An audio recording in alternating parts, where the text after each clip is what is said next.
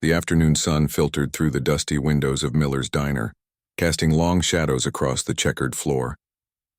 It was one of those quiet Tuesday afternoons when time seemed to move slower than usual. The smell of fresh coffee and grilled cheese sandwiches filled the air, mixing with the soft hum of the old jukebox in the corner playing classic rock songs from the 70s. A young boy, barely 14 years old, sat alone in a booth near the window. His backpack rested beside him, worn and patched in several places. He nervously checked his phone for the third time in 5 minutes, waiting for a text from his mom. She was supposed to pick him up after her shift at the hospital, but the message said she'd be running late. Again. He didn't mind, though. His mom worked hard, sometimes pulling double shifts just to make ends meet. He understood that better than most kids his age. The boy ordered a small soda and some fries with the few dollars he had in his pocket. The waitress, a kind woman in her 50s with graying hair pulled back in a ponytail, smiled warmly at him and told him to take his time. She could tell he was a good kid, the type who said please and thank you without being reminded. The peaceful atmosphere of the diner was suddenly interrupted by the roar of motorcycle engines outside. The sound grew louder and louder until it seemed to shake the very walls of the small restaurant. Several heads turned toward the door as 5 motorcycles pulled into the parking lot, their chrome gleaming in the afternoon sun. The door swung open with such force that the little bell above it rang frantically. In walked a group of bikers, their leather jackets creaking with every movement. Leading them was a man in his late 30s, tall and heavily built, with a thick beard and arms covered in tattoos. His presence filled the room instantly, and several diners quickly looked back down at their plates, suddenly very interested in their food. The bikers were loud, laughing and joking with each other as they made their way to a large table in the center of the diner. Their boots thudded heavily against the floor, and they seemed to take up more space than they actually needed. The leader dropped himself into a chair that groaned under his weight, throwing one arm over the back and surveying the diner like he owned the place. The young boy tried to make himself smaller in his booth, hoping to go unnoticed. He'd seen guys like this before in his neighborhood, the type who seemed to be looking for trouble even when there wasn't any. He kept his eyes on his phone, pretending to be absorbed in something important. After about 20 minutes, the boy needed to use the restroom. He hesitated, not wanting to walk past the biker's table, but he couldn't wait much longer. Taking a deep breath, he slid out of his booth and headed toward the back of the diner, where the restrooms were located. As fate would have it, just as he was passing their table, one of the bikers pushed his chair back without looking. The boy tried to dodge around it, but his backpack caught on the chair's edge, causing him to stumble slightly. He didn't fall, didn't knock anything over, but the brief contact was enough. The leader of the group turned sharply, his eyes narrowing as he looked the boy up and down. The entire table went quiet, and suddenly the boy felt like everyone in the diner was watching him. "Watch where you're going, kid," the biker growled, his voice deep and threatening. The boy's heart hammered in his chest. "I'm sorry, sir. It was an accident." "Excuse me." He tried to move past, but the biker wasn't done. He stood up, his full height towering over the teenager. The smell of motor oil and cigarettes wafted from his jacket. "You think you can just bump into people and walk away?" The man's voice grew louder, drawing more attention. "Didn't your parents teach you any manners?" The boy felt his face grow hot with embarrassment and fear. "I said I was sorry. It was an accident." But the situation was escalating quickly. The biker took a step closer, invading the boy's personal space. His friends at the table started chuckling, enjoying the show. One of them made a comment under his breath, something cruel that made the others laugh harder. The leader's face twisted into an ugly sneer. He looked at the boy's worn clothes, his old backpack, and something seemed to click in his mind. Then he said something that made the boy's blood run cold, words laced with hatred and prejudice, words that cut deeper than any physical wound could, racial slurs that had no place in any decent person's vocabulary. The boy froze completely. His eyes widened, and for a moment he couldn't breathe.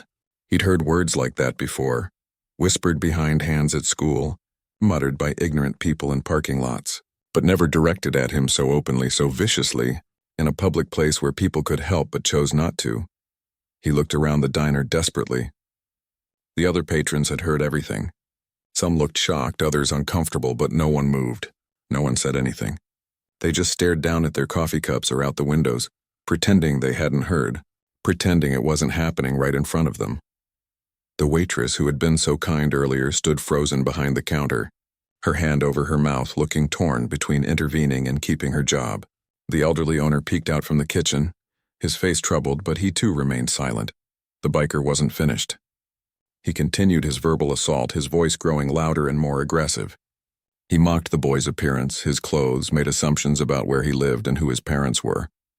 Every word was designed to humiliate, to make the boy feel small and worthless. The teenager's hands began to tremble. Tears stung his eyes, but he fought desperately to hold them back. He wouldn't give this man the satisfaction of seeing him cry. He'd learned early in life that showing weakness only made bullies worse. "I just want to go to the bathroom," the boy said quietly, his voice barely above a whisper. "What was that?" the biker taunted, leaning down closer to the boy's face. "Speak up when you're talking to me." The man's friends were eating this up, encouraging him, laughing at their leader's cruelty. One of them pulled out his phone, and for a terrifying moment, the boy thought they might record this humiliation and post it online for the world to see. The biker placed a large hand on the boy's shoulder, not quite pushing but applying enough pressure to be threatening. The boy tried to step back, but the man's grip tightened. His heart was racing so fast now that he could hear the blood pounding in his ears. "Where do you think you're going?" the biker said, his voice dropping to a menacing whisper that somehow seemed even more frightening than his shouting. "We're not done here. You bumped into me, disrespected me, and now you think you can just walk away?" The boy's mind raced, trying to figure out what to do. Should he apologize again? Should he try to run? Would that make things worse? His mom had always told him to stay calm in situations like this, to be respectful, to not give people a reason to escalate. But he'd done all that, and it wasn't helping. The diner had gone completely silent except for the quiet classic rock still playing from the jukebox, creating a surreal soundtrack to this nightmare. The boy could feel dozens of eyes on him, but not one person stood up to help. Not one person told this bully to back off and leave a child alone. Just when the boy thought things couldn't get worse, the biker grabbed his backpack and yanked it, causing the boy to stumble backward. He crashed against the edge of a nearby table, pain shooting through his hip where it connected with the corner. A glass of water tipped over, spilling across the table and dripping onto the floor. In the far corner of the diner, partially hidden by a large menu board and sitting in the last booth near the emergency exit, sat a man who had been trying his best to enjoy a rare moment of peace. He wore a simple gray hoodie, faded jeans, and a dark blue baseball cap pulled low over his eyes. A pair of sunglasses rested on the table next to his half-eaten burger and fries. He'd chosen this spot deliberately, hoping to go unnoticed, to just be a regular person having a regular meal on a regular Tuesday afternoon. The man had been scrolling through his phone, catching up on messages and emails when the bikers first arrived. He'd glanced up briefly, noted their entrance, and gone back to his meal. He'd been in enough diners, truck stops, and roadside restaurants across the country to know that most situations like this were just noise. Loud people being loud, nothing more. But something about this felt different. When the boy had walked past the biker's table, the man had looked up again, some instinct telling him to pay attention. He watched as the situation unfolded, his jaw tightening with each passing second. When the first cruel words left the biker's mouth, the man's hand had frozen halfway to his mouth, a French fry forgotten between his fingers. He'd set the fry down slowly, his entire body tensing as he listened to the venom pouring from the biker's mouth. The racial slurs, the mockery, the deliberate humiliation of a child who had done nothing wrong. The man had seen a lot in his life, traveled to dozens of countries, met thousands of people from every walk of life. But this kind of casual cruelty still made his blood boil. What made it worse was the silence. The complicity of everyone else in that diner who heard everything and chose to do nothing. He understood fear, understood not wanting to get involved, but there was a line. And watching a grown man terrorize a child crossed every line there was. When the biker grabbed the boy's backpack and sent him stumbling into the table, something inside the man snapped. He'd been raised to believe that real strength meant protecting those who couldn't protect themselves. His father had taught him that. His mother had reinforced it, and every meaningful experience in his life had proven it true. Without thinking about the consequences, without worrying about his privacy or his day off being ruined, the man stood up. At his full height, he was an imposing figure, even in casual clothes. Years of intense physical training had built a physique that was hard to hide, even under a loose hoodie. His shoulders were broad, his arms thick with muscle, and he moved with the confident grace of someone who knew exactly what his body could do. He walked toward the confrontation with measured steps, not rushing, not aggressive, but purposeful. Each step was deliberate, calm, the walk of someone who had faced down much scarier things than a bully in a diner. The few patrons who noticed him coming sat up a little straighter, sensing that something was about to change. The boy was still pressed against the table, the biker looming over him, when a deep voice cut through the tension like a knife. "I think that's enough." The words were spoken quietly, but they carried weight, authority, the kind of tone that made people stop and pay attention whether they wanted to or not. The biker turned, annoyance flashing across his face at being interrupted. He saw the man in the hoodie standing just a few feet away, and his expression shifted to one of irritation mixed with amusement. "This doesn't concern you, buddy," the biker said, his voice dripping with condescension. "Why don't you go back to your corner and mind your own business?" The man didn't move. He positioned himself slightly between the biker and the boy, creating a physical barrier without being overtly aggressive about it. His posture was relaxed but ready, the stance of someone who'd been in confrontations before and wasn't intimidated by loud voices or threatening gestures. "I'm making it my business," the man replied calmly. The kid apologized. "It was an accident. There's no reason for any of this." He gestured around them, at the spilled water, at the boy's frightened face, at the circle of bikers who'd been enjoying the show. His voice remained level, reasonable, but there was steel underneath it.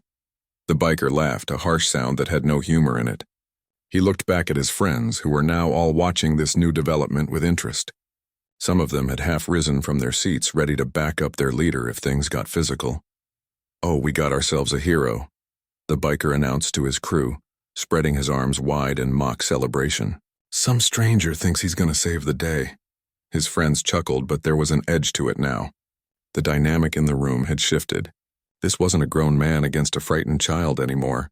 This was something else entirely. The man in the hoodie still didn't rise to the bait. He kept his voice calm, his hands visible and non-threatening, but his presence was impossible to ignore. There was something about him that suggested he could handle whatever came next, and that confidence was starting to make the bikers uncomfortable. "I'm not trying to be a hero," the man said simply. "I'm just asking you to do the right thing. Let the kid go. Everyone can walk away from this." The boy had managed to straighten up, and he now stood slightly behind his unexpected defender, his eyes wide with confusion and hope. He had no idea who this man was or why he was helping, but he was grateful beyond words. The biker took a step closer to the stranger, trying to use his size to intimidate. They were roughly the same height, but the biker probably had 20 pounds on him, most of it from beer and age rather than muscle. "You don't know who you're messing with," the biker growled, his face inches from the other man's. "I don't think you understand the situation here." The man in the hoodie met his gaze steadily, unflinching. "I understand perfectly. You're bullying a kid because it makes you feel powerful, because your friends are watching and you don't want to look weak. I get it, but it stops now." There was something in his eyes, a quiet intensity that made the biker hesitate for just a moment. He'd expected fear, or at least uncertainty, but there was none of that here. Just calm determination. One of the other bikers, a younger guy with a red bandana tied around his head, suddenly leaned forward, squinting at the stranger. His eyes went wide and he grabbed his friend's arm, whispering urgently, "Dude, wait. I think that's..." But the leader wasn't listening. His pride had been challenged in front of his crew, and there was no backing down now. He jabbed a finger into the stranger's chest hard enough to make a point. "Listen here, buddy. I don't care if you think you're tough. This is none of your concern. That kid," he pointed at the boy without looking away from the man, "needs to learn some respect. And if you don't walk away right now, maybe you need to learn that lesson too." The diner had gone completely silent. Even the jukebox seemed to have timed out, leaving only the sound of breathing and the distant hum of the air conditioning. The waitress had her hand on the phone behind the counter, ready to call the police but waiting to see if this situation could be resolved without violence. The man reached up slowly, deliberately, and removed his baseball cap. He ran a hand through his short hair, and in that moment, with his face fully visible in the diner's fluorescent lighting, several people gasped. The elderly owner, who'd been watching nervously from the kitchen doorway, actually dropped the dish towel he'd been holding. A young couple in the booth nearest the confrontation grabbed each other's hands, their mouths falling open in recognition. The biker stared at the man's face for a long moment, confusion flickering across his features. There was something familiar about him, something that nagged at the edge of his memory, but his pride and anger were clouding his judgment. He couldn't quite place where he'd seen this face before, and that only made him more irritated. "What, you think taking off your hat is supposed to impress me?" the biker sneered, though his voice had lost some of its earlier confidence. "You think I'm supposed to be scared now?" The man didn't respond immediately. He simply stood there, letting the biker look at him, letting the reality of the situation sink in. Around the diner, more and more people were recognizing him. Phones were slowly coming out of pockets, not to record the confrontation, but to confirm what their eyes were telling them. The young guy with the red bandana was frantically pulling on his friend's sleeve, trying to get the attention of the others at the table. He kept whispering, his voice getting more urgent, but the others were too focused on their leader to listen. One of them finally turned to see what the fuss was about, and his face went pale. "Boss," the second biker said quietly, his voice tight with worry. "Boss, you need to—" "Shut up," the leader snapped without looking away from the stranger. "I'm handling this." But his crew was starting to look nervous. 3 of them were now whispering among themselves, shooting glances between their leader and the man in the hoodie. The atmosphere at their table had completely changed. What had been entertainment a few minutes ago was now becoming deeply uncomfortable. The man in the hoodie finally spoke, his voice still calm but carrying a weight that hadn't been there before. "You asked if I understand the situation. Let me tell you what I understand. I understand that you're angry, and maybe you've had a rough day, maybe a rough life. I get that. But taking it out on a kid who did nothing wrong, that's not strength. That's the opposite of strength." The biker's jaw clenched. "You don't know anything about me or my life. You don't know what strength is." "Actually, I do," the man replied, and there was something in his tone, a quiet certainty that made even the biker pause. "I know what it's like to be the small kid, the one people picked on. I know what it feels like when nobody stands up for you. And I know what it means when someone finally does." He took a breath, his eyes never leaving the biker's face. "Real strength isn't about how loud you can yell or how scared you can make someone. It's about having the power to hurt someone and choosing not to. It's about protecting people who need protecting. That's what separates good people from bullies." The words hung in the air, and for a moment something flickered in the biker's eyes. Doubt maybe, or recognition that he was on the wrong side of this situation. But his friends were watching, and years of living a certain way, of maintaining a certain image, made it nearly impossible for him to back down. "That's real philosophical," the biker said, his voice dripping with sarcasm. "But you still haven't answered my question. Who do you think you are to come over here and tell me what to do?" The man glanced around the diner, noting the phones, the recognition on people's faces, the way his privacy was already evaporating. He tried to keep this quiet, tried to handle it without making a scene, but sometimes doing the right thing meant giving up what you wanted for what was needed. "You really don't recognize me?" the man asked, and there was almost sadness in his voice. The biker studied his face harder now, something clicking in his memory. The strong jawline, the distinctive features, the build that even casual clothes couldn't hide. His eyes widened slightly, and he took an involuntary step back. "No way," he muttered, more to himself than anyone else. "Yes way," the man confirmed quietly. One of the other diners, a middle-aged woman who'd been watching the whole thing unfold, couldn't contain herself any longer. "Oh my God, it's really him," she whispered loudly to her husband. "That's John Cena."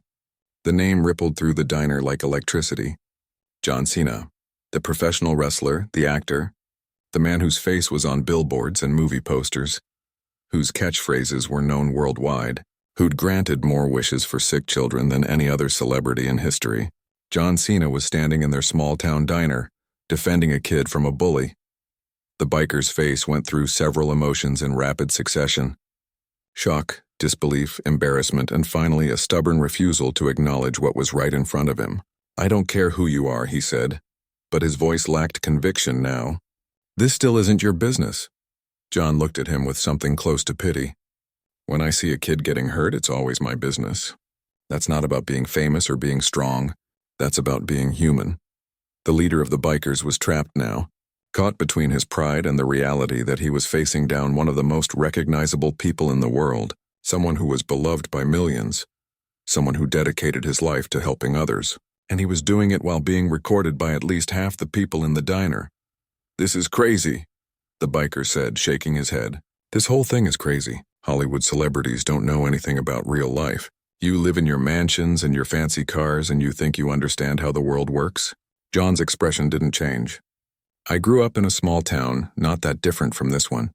My dad was a wrestling announcer who struggled to make ends meet. We moved constantly because we couldn't always afford rent. I got picked on for being the new kid over and over again.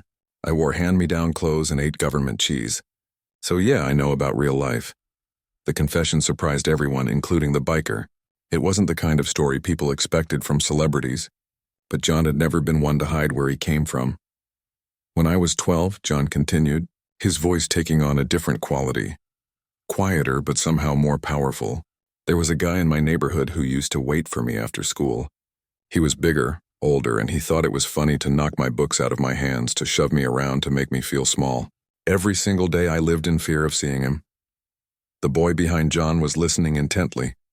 Tears still wet on his cheeks, but his attention completely focused on the story. One day, this man, a neighbor who barely knew me, saw what was happening. He stepped in, told that bully to leave me alone. The guy was just a regular person, worked at the auto shop down the street, but he saw something wrong and decided to do something about it. That moment changed my life. John's eyes met the biker's directly. "That's why I'm standing here now. Because someone stood up for me when I couldn't stand up for myself. Because I learned that day what it really means to be strong. And because this kid," he gestured toward the boy without looking away, "deserves the same chance I got." The silence that followed John's words was profound.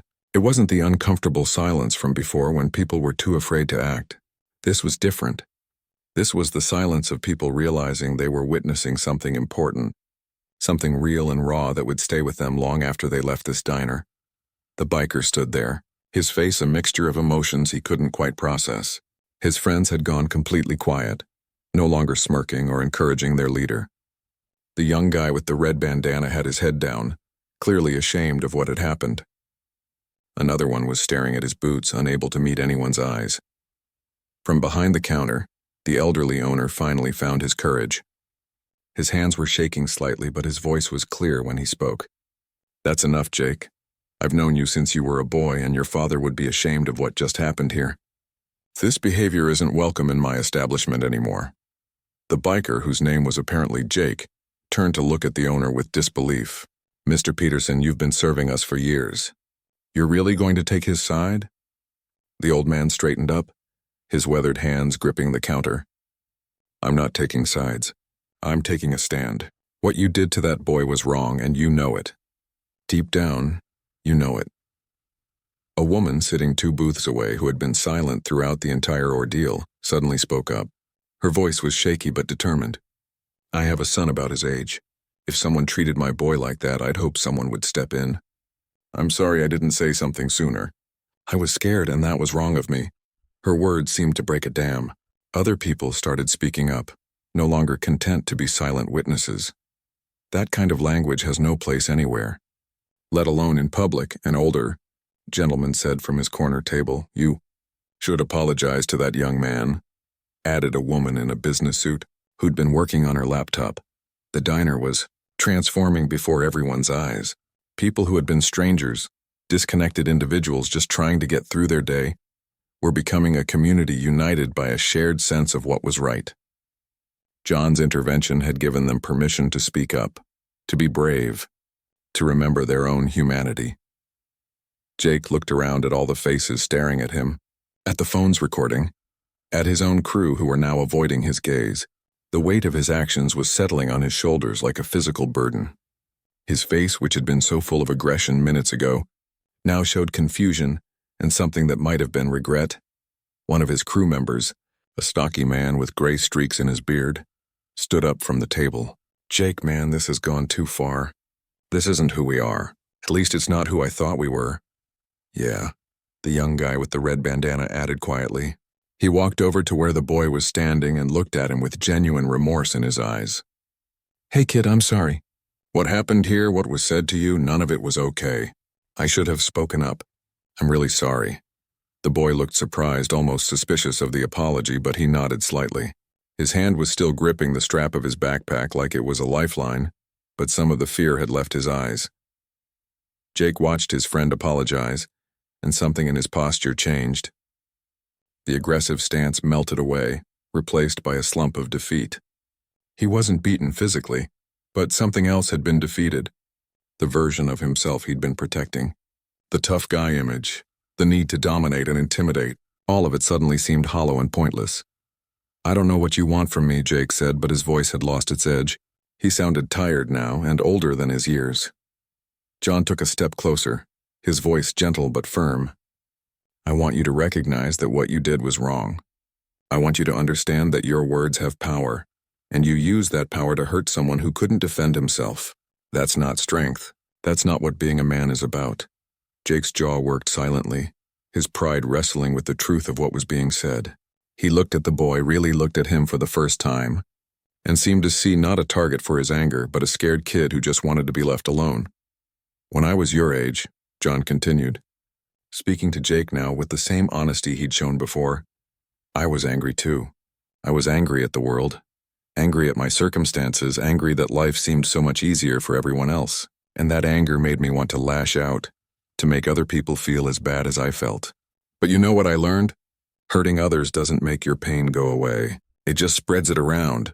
The biker's eyes were glistening now, though he fought hard to keep his emotions in check. You don't understand. You made something of yourself. You got out. Some of us don't get that chance. That's not true, John said softly. Every single day you wake up with a choice. You can choose to be better than you were yesterday. It doesn't matter where you came from or what mistakes you made. What matters is what you choose to do right now in this moment. Mr. Peterson, the owner, walked out from behind the counter holding a glass of water. He brought it to the boy, who accepted it with a quiet thank you.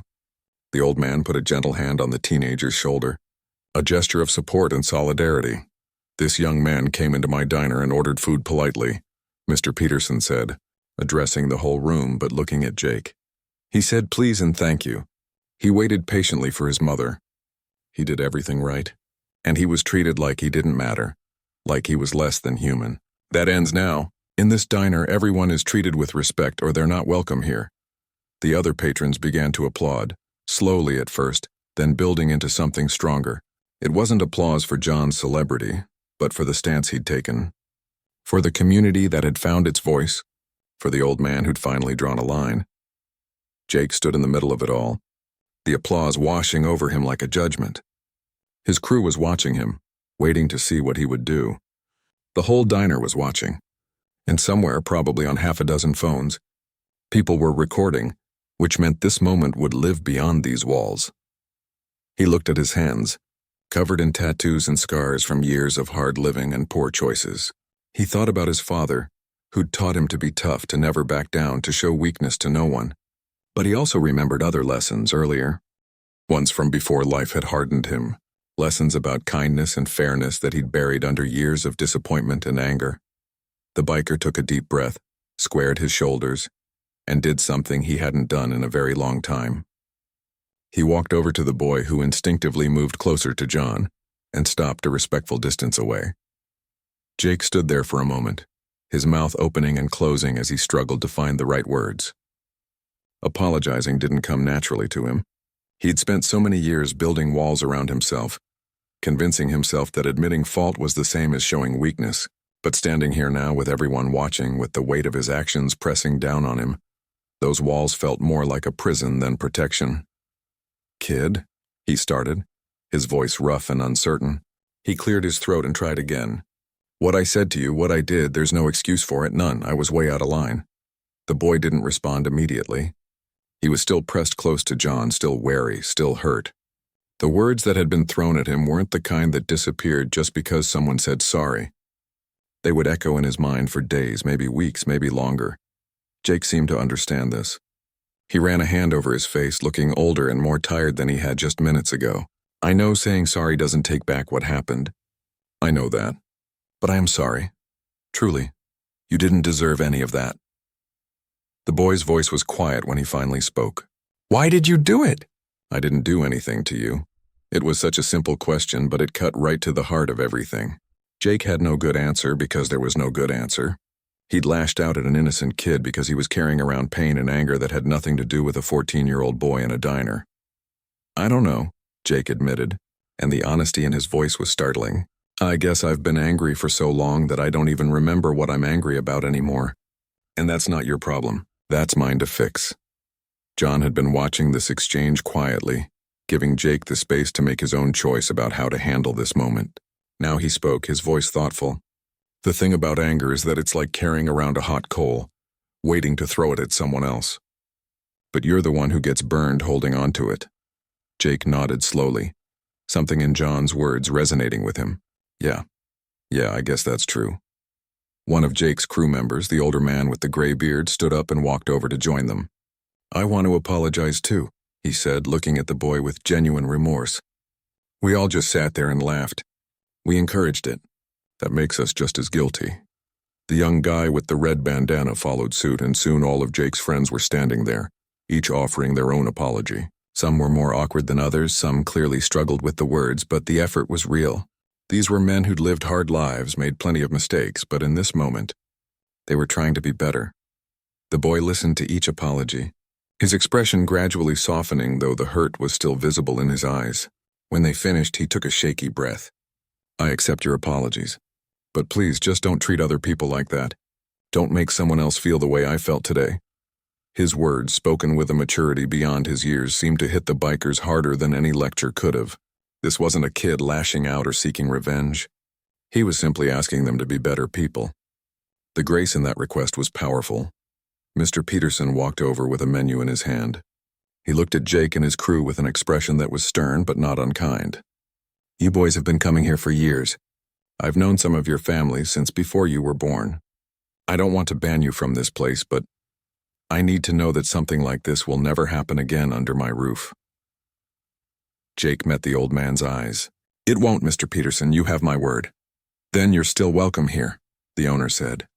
"But remember, a man is only as good as his word. Don't make me regret giving you another chance."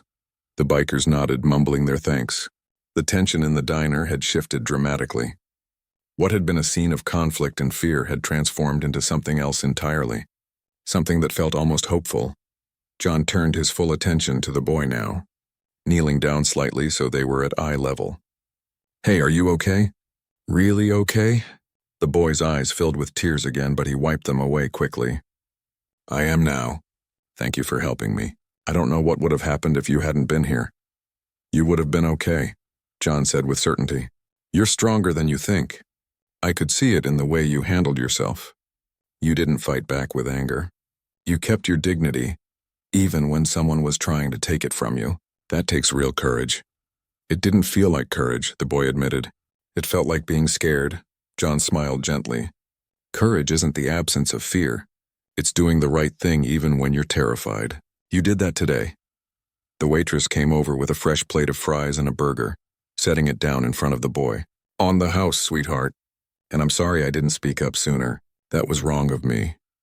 The boy thanked her, and gradually other people in the diner began coming over, not to gawk or ask for autographs from John, but to check on the teenager, to offer words of support, to tell him they were sorry for not intervening sooner. It was as if the entire diner had woken up from a collective paralysis, remembering what it meant to be part of a community. A woman gave the boy her business card, telling him she ran a youth mentorship program if he ever needed someone to talk to. A man offered to give him a ride home if his mother was still running late. Another person slipped a $20 bill onto his table, insisting he use it to get something good to eat. John sat down across from the boy, pushing his own cold burger aside. "Can I tell you something? Something I don't talk about much?" The boy nodded, leaning forward with interest. "When that guy stood up for me all those years ago, it changed the way I saw myself. Up until that moment, I'd started to believe what the bullies said about me. That I was weak, that I didn't matter, that I deserved to be treated badly. But when someone I barely knew put himself at risk to defend me, it made me realize I was worth defending. That realization changed everything." John's voice was steady, but there was emotion underneath it. "I don't want you to let what happened today define you. Don't let that guy's words become the voice in your head. You're worth so much more than what he said." The boy swallowed hard. processing these words. How do you stop hearing it, though? How do you forget? You don't forget, John admitted. But you can choose what you do with the memory. You can let it make you bitter and angry, or you can let it make you stronger and more compassionate. You can become someone who stands up for others because you remember what it felt like to need someone to stand up for you. They sat in comfortable silence for a moment, the sounds of the diner returning to normal around them. People were talking again, laughing even, as if the world was slowly righting itself. The door chimed and a woman rushed in, her hospital scrubs visible under her jacket. Her eyes frantically scanned the diner until they landed on the boy. Relief flooded her face, followed quickly by concern as she hurried over. "Baby, I'm so sorry I'm late. The bus broke down and I had to wait for the next one. And my phone died, so I couldn't call you," she said in a rush, pulling him into a tight hug. The boy hugged his mother back tightly, and for a moment all the fear and stress of the past hour came flooding out. He didn't cry, but he held on to her like she was the only solid thing in a world that had tilted sideways. His mother pulled back to look at him, her trained nurse's eyes scanning his face for signs of injury or distress. "What happened?" "Are you okay?" she asked, her voice tight with worry. She could tell something was wrong just by looking at him, the way only a mother could. Before the boy could answer, Mr. Peterson approached with a glass of water for her. "Ma'am, your son is fine now, but there was an incident. Maybe you should sit down." Her eyes widened with alarm, and she looked around the diner, noticing for the first time the unusual atmosphere, the phone still in people's hands, the group of bikers sitting unusually quiet in the corner, and the large man in a hoodie sitting across from her son. The boy took his mother's hand. "Mom, it's okay. I'm okay. This man helped me." He gestured toward John. His mother looked at John properly for the first time, and her expression shifted from worry to confusion to shock as recognition dawned on her face. "Oh my God," she whispered, her hand going to her mouth. John stood up and extended his hand. "Ma'am, I'm John. Your son handled himself with incredible grace today in a difficult situation. You should be very proud of him." She shook his hand automatically, still processing everything. "I don't understand. What happened? Someone please tell me what happened to my boy." The waitress brought over a chair and the mother sat down, never letting go of her son's hand. Slowly, with Mr. Peterson's help and the boy filling in details, the story came out.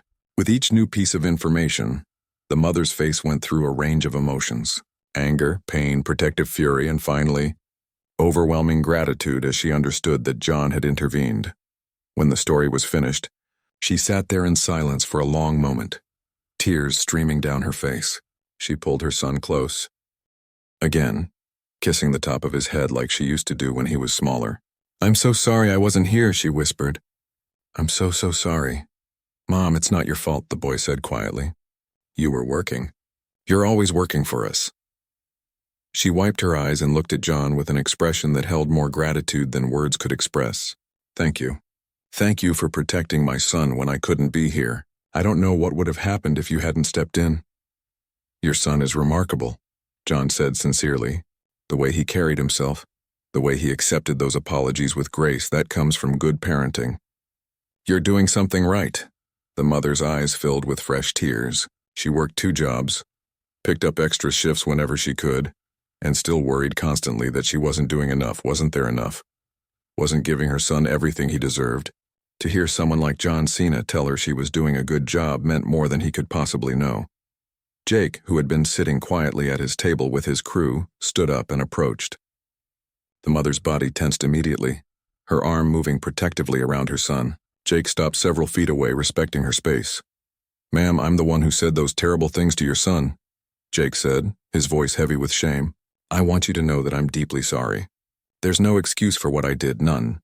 Your son deserves better and you deserve better. I'm going to work on being a better person, I promise you that." The mother stared at him, her face hard. She was quiet for so long that everyone in the diner seemed to hold their breath. When she finally spoke, her voice was cold and firm. "My son comes into this diner twice a week while he waits for me to finish my shift at the hospital. He sits quietly, does his homework, never bothers anyone, and you chose to hurt him just because you could. Do you have any idea what it's like to raise a black son in this world?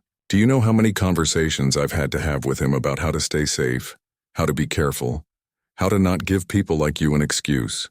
Her voice cracked slightly, but she kept going. "I teach him to be polite, to be respectful, to apologize even when things aren't his fault because I know that's what it takes for him to survive. And he did everything right today. Everything. And it still wasn't enough to protect him from your hate. Jake's head dropped, unable to meet her eyes. You're right. You're absolutely right. I have no defense. No, you don't, she agreed. But my son, my beautiful, kind, strong son, accepted your apology. So I will too. Not because you deserve it, but because he does. He deserves to move forward from this without carrying around more anger and pain. But know this. If I ever hear that you've treated anyone else the way you treated my child, there won't be a second chance. The steel in her voice left no doubt that she meant every word. Jake nodded, backing away to return to his table. His crew was already standing, clearly ready to leave. They paid their bill, left a generous tip, and headed for the door. Before leaving, Jake turned back one more time. I mean it, he called across the diner. I'm going to do better. After they left, the atmosphere in the diner lightened considerably. The mother finally allowed herself to relax slightly, though she kept her son close. John sat back down and they talked for a while. He told them stories about his own childhood, about the struggles his family had faced, about the times he'd felt powerless and scared. You know what helped me the most when I was your age? John asked the boy. Finding something I was passionate about. For me, it was wrestling and fitness. It gave me a goal, something to work toward. It made me feel like I had some control over my life. The boy's eyes lit up a little. I like drawing, and I'm pretty good at it, I think. That's amazing, John said enthusiastically. Art is powerful. It's a way to express what you're feeling, to tell stories, to process difficult experiences. Don't ever stop drawing. The mother squeezed her son's hand. He's incredible. He fills notebooks with his drawings. I keep telling him he's going to be famous someday. John pulled out his phone. Can I give you my number? Not for anything weird, I promise. But I run a foundation that helps young people pursue their dreams. We offer mentorship programs, scholarships, resources. I'd love to stay in touch, see how you're doing, maybe help if you need anything. The mother looked stunned. You'd do that for us? In a heartbeat, John said without hesitation. Today happened for a reason. Sometimes life puts people in your path at exactly the right moment. I'd be honored to be part of your son's journey. They exchanged contact information, and John made the mother promise to reach out if they needed anything at all. He also wrote down information about counseling services, in case the boy needed someone to talk to about what had happened today. Mr. Peterson came over with the check, but John waved it away. Their meal is on me. Actually, everyone's meal in here right now is on me. He pulled out his credit card and handed it to the stunned owner. Ring up everyone's bill. Consider it an investment in community. The diner erupted in surprised thanks and applause. John just smiled and shrugged. You all found your voices today. You stood up for what was right. That deserves to be celebrated.